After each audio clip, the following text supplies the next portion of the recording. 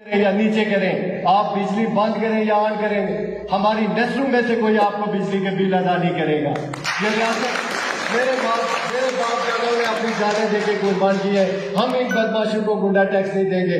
اور میں یہ واضح کرنا چاہتا ہوں یہاں کی عوام کے بھی آپ پہ کہ اگر یہاں لوڈ شیڈنگ کے نام پہ بجلی بند کر کے لوگوں کو زیر کرنے کی کوشش کی گئی تو ہماری لاشوں سے نیلم جیلم ٹرانسمیشن لائن گزرے گی۔ ہم نیلم جیلم لائن سے توڑ کر آپ کو لائن کی میٹریں کٹوائیں گے یہاں پہ۔ ایسا نہیں ہو سکتا ہے کہ یہاں کے عوام کو زیر کیا جائے، یہاں کے عوام کو بدماشی دکھائی جائے۔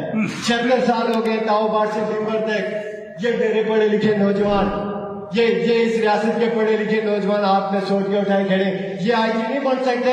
آئی جی یہاں سے سندھ سے بلوچستان سے بدماش لا کے ہمارے اوپر بٹھایا جاتا ہے۔ میرا پڑھا لکھا نوجوان صرف سوٹیاں لے کے یہاں کھڑا ہے، ہاتھ میں رفل پکڑ کے اس کے پروٹوکول میں کھڑا ہے۔ ہم نہیں مانتے اس پولیس کو جب تک آزاد کشمیر کے اندر سے آزاد کشمیر کا نوجوان آئی جی بھرتی نہیں کیا جاتا ہے۔ اور آخر میں ڈی سی صاحب آپ نے کہا کہ شرف پسند اور دہشت گرد یہاں بیٹھے ہوئے، آٹا مانگنے والے، دوائی مانگنے والے، تعلیم مانگنے والے، پرامن اپنے حقوق مانگنے والے کہ اس ریاست کے اندر سے جو وسائل پیدا ہوتے ہیں ان کے اوپر سب سے پہلے یہاں کے ریاستی عوام کا حق ہے، ان کو آپ دہشت گرد اور شرف پسند کہتے ہیں۔ آپ کو معافی مانگنی چاہیے، یہ شرمناک بات آپ نے کی ہے۔ ایک ڈپٹی کمشنر جو میرے ٹیکسوں میں پڑھتا اور وہ مجھے کہے کہ یہ شرف پسند اور دہشت گرد ہے، جو پرامن کہتا ہے کہ یہاں کے بچوں کو تعلیم دو، یہاں کے لوگوں کے مسائل حل کرو، اس کو آپ شرف پسند اور دہشت گرد کہتے ہیں۔ ہم اپنی ریاست کے لیے، ریاست کے عوام کے لیے، ان کے حقوق کے لیے لڑیں گے۔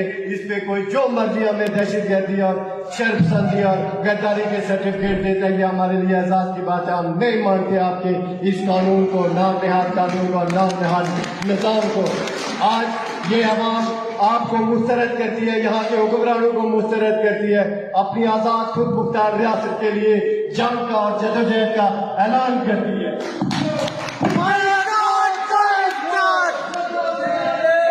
اب میں چیئرمین صاحب کو گزارش کروں گا کہ میں اپنی بات کریں۔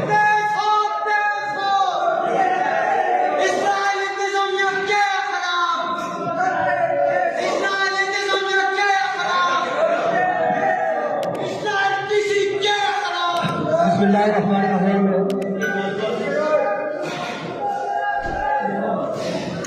میں